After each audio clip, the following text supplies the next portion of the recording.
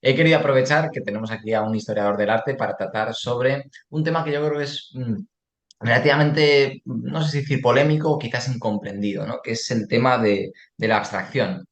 A mí me pasa muchas veces que voy a visitar museos con amigos míos, ¿no? Organizamos alguna quedada y tal, y casi siempre, bueno, pues es fácil admirar obras figurativas, es fácil admirar un cuadro barroco, un cuadro renacentista, por lo bien pintado que está, ¿no? Por el valor histórico, ese paso del tiempo también que muchas veces encarece y le añade valor a la obra, pero es cierto que con el arte abstracto hay cierta tendencia a desprestigiarlo, ¿no? A decir, no, estos colorines que ponía Rothko los haría yo, o esto de tirarle pintura al cuadro lo hago yo mañana, ¿no? Como puedo. Entonces, claro, yo te quiero preguntar un poco cuál es tu opinión sobre el arte abstracto y por qué crees que está tan mal visto a ojos de un gran público. Yo creo que es una suma de problemas, ¿no? Ujú. Mi opinión, así. Para mí el arte abstracto es una de las grandes invenciones de la humanidad. Y vemos arte abstracto en más sitios de los que pensamos y vemos cuestiones que nos despiertan estéticamente desde un punto de vista abstracto y no nos alarma, ¿no? Por ejemplo, la música es un arte abstracto en un porcentaje enorme y no nos preocupa esa abstracción, porque cuando escuchamos una música de película, una sinfonía, un concierto para piano, una sonata de oboe o un tema de un grupo que nos gusta o lo que sea, no estamos intentando buscarle el significado automáticamente a lo que escuchamos, a esa melodía, a lo que sea. Creo que con la pintura, también con la escultura, pero sobre todo con la pintura, se nos induce, entiendo que erróneamente, y entiendo que ese error procede en último término de la historia del arte, o sea que asumo la responsabilidad de nuestra disciplina, en esa idea de que hay que entender lo que estás viendo. Entonces, claro, entender lo que estás viendo parece más fácil cuando ves un cuadro de Velázquez que cuando ves un cuadro de Helen Frankenthaler, de Rothko, de Lee Krasner, de alguien abstracta, ¿no? De Hilma af Ujú. Klint. Pero todo esto no deja de ser apariencia. Es decir, yo muchas veces digo, y a alguien le puede enfadar esto, que no entendemos a Goya y a Velázquez y al Bosco tan bien como pensamos. Ujú. Que el hecho de que identifiquemos figuras humanas o que sepamos que eso que está ahí pintado es una fragua o que sepamos que eso que está ahí pintado es un árbol, no significa que entendamos el cuadro. Y por otro lado, creo que esa intuición es un poco engañosa, porque al final de alguna manera se nos ha coartado la intuición. Es decir, si alguien nos pone delante un cuadro que simplemente es algo de color azul, como por ejemplo un cuadro de Yves Klein, es como que se coarta nuestra expresión, ¿no? Parece como que decir, ah, cómo mola este color azul, parece infantil o banal. Parece como que un cuadro siempre nos tiene que despertar ideas súper profundas y súper intelectuales. Y en realidad no es así. Yo, por ejemplo, trabajando como educador de un museo, he trabajado muchas veces con obras abstractas, con niños y niñas, con gente muy mayor. Y en realidad, si soltamos un poco el cliché, si nos desprejuiciamos y nos relajamos y hablamos de manera un poco más relajada, al final Ujú. la gente entra muy fácil en el arte abstracto, ¿no? Los niños y las niñas les encanta el arte abstracto porque, porque se comunica más directamente con lo que pueden pensar. E incluso la gente mayor puede decirte, ah, pues estas formas no me gustan, estas formas sí me gustan. Yo siempre uso un ejemplo que me parece bastante universal, ¿no? Y es que podemos valorar si nos gusta o no nos gusta una camiseta, la camiseta de nuestro equipo de fútbol favorito, la camiseta de la selección, y no dejan de ser objetos abstractos todos ellos. Un traje, una falda, un bikini son objetos abstractos y podemos decir, me gusta esa chaqueta, me gustan esos pantalones. ¿Qué es lo que tienen que te gusta? La forma, la textura, el color, cómo brilla la luz en ellos. Hay un montón de cosas que en el arte abstracto también funcionan así de manera intuitiva. Pero yo creo que nos sigue lastrando mucho esa idea de que nos ponemos delante de un cuadro y tenemos que entenderlo. ¿Qué significa el cuadro? ¿Qué contenido tiene el cuadro? Y claro, en el arte abstracto lo del contenido es más discutible, ¿no? Son más sensaciones, percepciones, formas, colores, texturas que se asocian a otras ideas, pero yo de verdad, o sea, lo prometo, no es una cuestión de ni de snobismo ni de nada parecido. De hecho, Ujú. yo siempre defiendo que no pasa nada si no te gusta cualquier obra de arte, pero de verdad que el arte abstracto en particular, si entras en su juego y aprendes a jugar, te transmite cosas que no te transmite ni Velázquez, ni Goya, ni Picasso, ningún artista figurativo, porque abre un mundo completamente distinto, ¿no? Claro, no, al final son lenguajes, es distintas maneras de jugar con ese lenguaje y de transmitirlo a través de la pintura, ¿no? Y además es muy cierto Exacto. esto que decías tú de que el arte abstracto está mucho más presente de lo que creemos, ¿no? Porque incluso en un cuadro de Velázquez, si ampliamos ciertas zonas del cuadro, podemos ver una abstracción que después abstraída genera toda la imagen después, ¿no? Yo juego mucho, por ejemplo, con la flor que tiene en el pecho la infanta Margarita de las Ujú. Meninas. que siempre nos admira cuando la vemos de cerca, porque parece un cuadro de Lee Krasner, parece un Ujú. cuadro de expresionismo abstracto cuando lo ves de Claro. cerca. Y es que en realidad la abstracción lleva allí desde siempre. En las cuevas prehistóricas hay abstracción.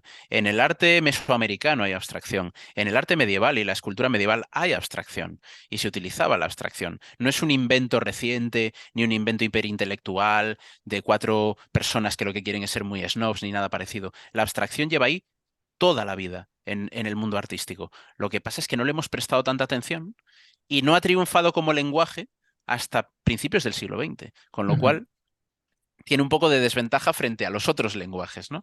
Pero es ujú. curioso que cuando a una niña o un niño pequeño le das un rotulador, lo primero que pintan es abstracto. Lo primero que hacen es garabatos o formas o círculos o puntitos o lo que sea. Ujú. Trabajan con un lenguaje abstracto al principio y luego entendemos que se les educa para que aprendan a dibujar un árbol, una casa, un coche, su perro, a su papá y a su mamá. Pero es que ahí hay algo muy primario que se relaciona con la abstracción y que yo creo que no deberíamos perder. Hablábamos, Miguel Ángel, del arte abstracto y además efectivamente pasa una cosa muy curiosa, ¿no? Con esto que decías, y es que yo creo que existe un cierto pánico a no entender lo que estamos viendo, ¿no? En el espectador promedio hay un pánico a desconocer lo que parece. Y lo que tú decías es muy cierto, muchas veces vemos cosas que creemos que conocemos, pero que realmente no interpretamos como es debido, que no conocemos también como pensamos, ¿no? Y con el arte Totalmente. abstracto muchas veces sucede algo que es muy curioso, que es que las personas no juegan a interpretar el lenguaje abstracto, sino que juegan a ver qué formas figurativas pueden encontrar en esa pintura abstracta, ¿no? A mí me pasa muchas veces cuando voy con algún amigo al museo que se encuentra ante un cuadro de Braque o de Picasso, ¿no? En esa etapa cubista, y ven el título, Señor con sombrero. Y luego se ponen a mirarlo y dicen, pero no está el sombrero, ¿no? Ah, no, mira, aquí está el sombrero. Entonces, lo que se utiliza es una mirada muy literal, muy figurativa para interpretar algo que no está pensado en ese mismo lenguaje, ¿no? Y por eso para mí tiene tanto valor que hay artistas que jueguen con ese desconcierto. Incluso me atrevería a decir que no solamente se puede jugar con eso desde la abstracción. Por ejemplo, una persona que juega mucho a desconcertar es Magritte, el Magritte totalmente. famoso, este no es una pipa, ¿no? Ujú. Entonces, Sí, sí. ¿por qué crees que hay tanto miedo a no conocer o a no interpretar correctamente lo que estamos viendo? Yo creo que hay algo de innato, es decir, somos seres humanos, funcionamos de una determinada manera, nuestro cerebro funciona de una determinada manera, nuestro cerebro quiere entender, ¿no?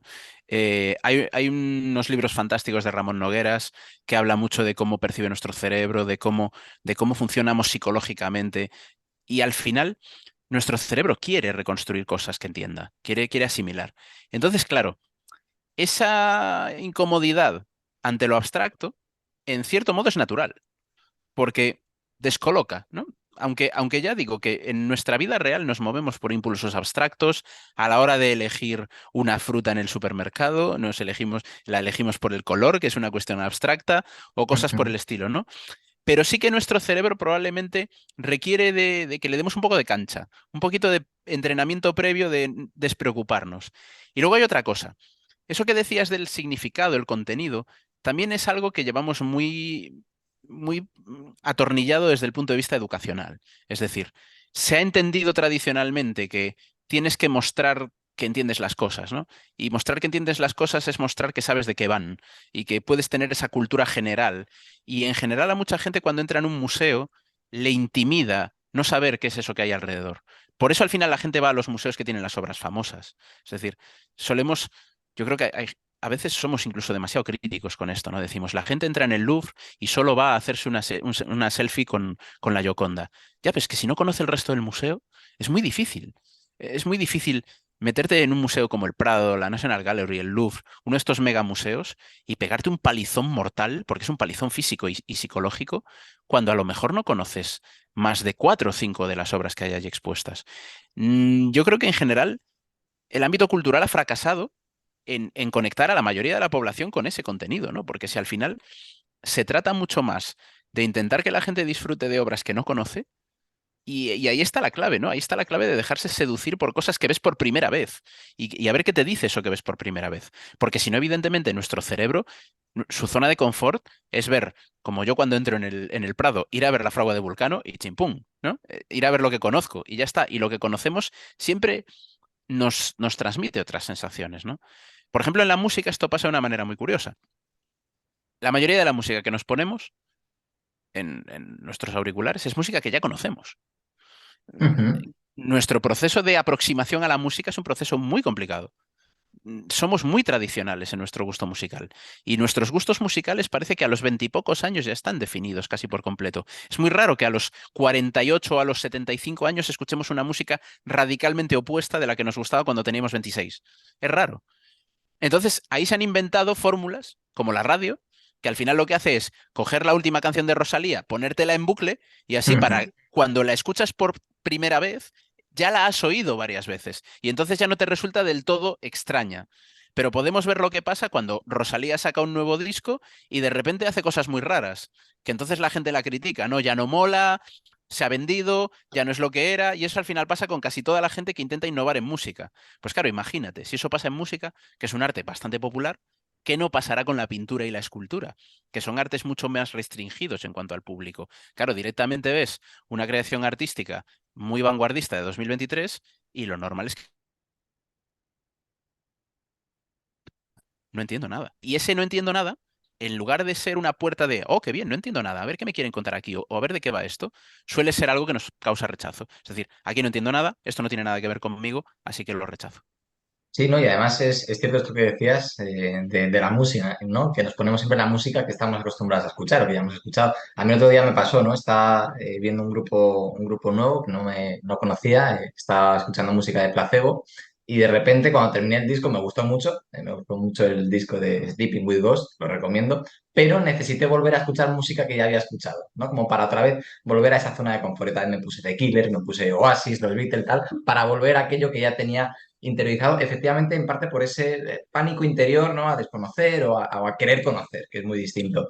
En cualquier caso, sí, también lo que decías de Rosalía, creo que es muy interesante. Además, yo creo que en este caso de la música urbana, además de esa repetición que hay desde la radio, desde las discotecas, las tiendas, los anuncios, los medios de comunicación, hay también otra cosa que es, yo creo que objetiva, que es la repetición de una misma fórmula, ¿no? Es cierto que hay artistas que innovan más. Rosalía en su último disco, como bien has dicho, ha innovado muchísimo y también por eso mismo causó cierto desconcierto y cierto rechazo, pero sí que es cierto que hay una tendencia a repetir las mismas instrumentales, los mismos ritmos, los mismos, ¿no? Acordes que al fin y al cabo pues, se te quedan en la cabeza y por eso cuando escuchas dos canciones distintas de Quevedo te suenan muy parecidas y las dos se te hacen igual de atractivas y se te hacen igual de pegadizas, ¿no? Entonces, bueno, es cierto que hay ahí una especie de establishment pensado para que esa música urbana sea la que se reproduzca en bucle y no te cause esa sensación de abstracción, ¿no? Como decíamos antes, que te puede provocar otro tipo de música más vanguardista.